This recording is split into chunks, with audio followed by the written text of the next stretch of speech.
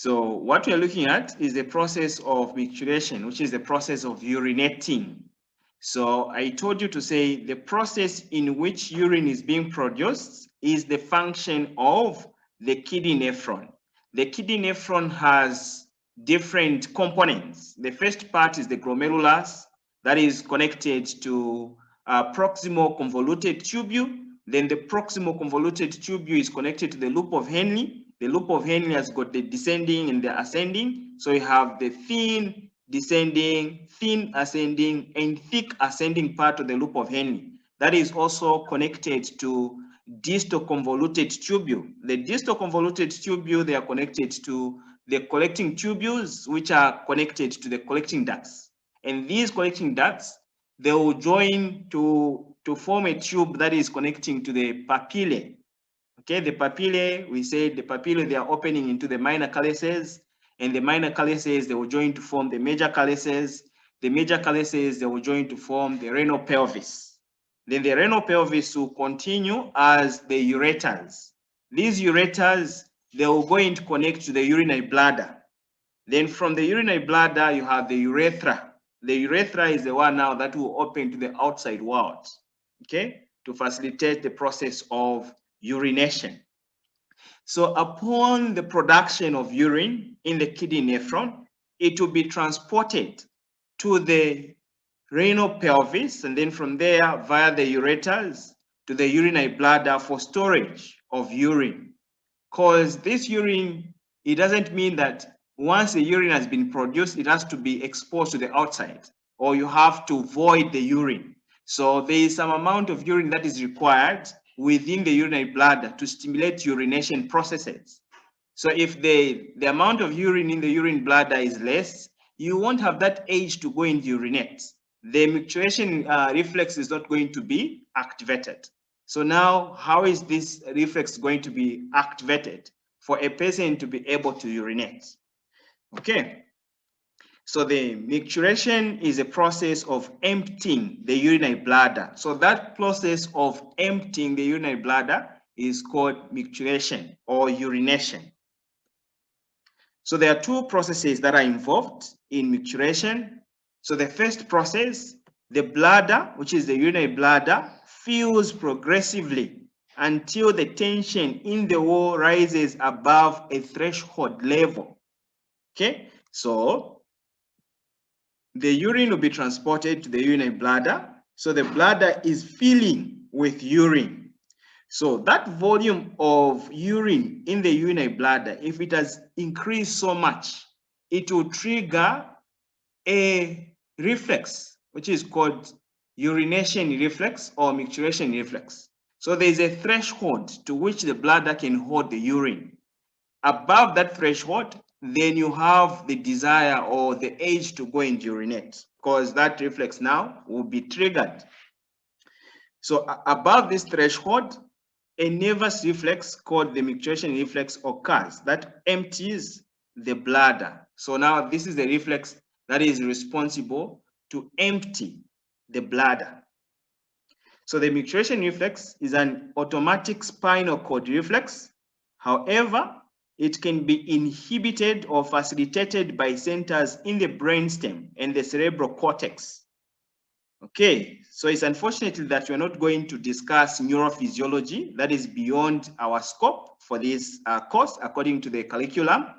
But what you need to understand is that within the brain, there are centers that are embedded within the brain, which are called nuclei.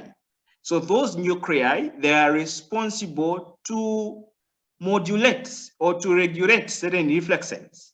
So you find that within the brainstem, especially from the pons and also the cortex, the cerebral cortex, there are information that are coming from those nuclei that can influence the micturition reflex.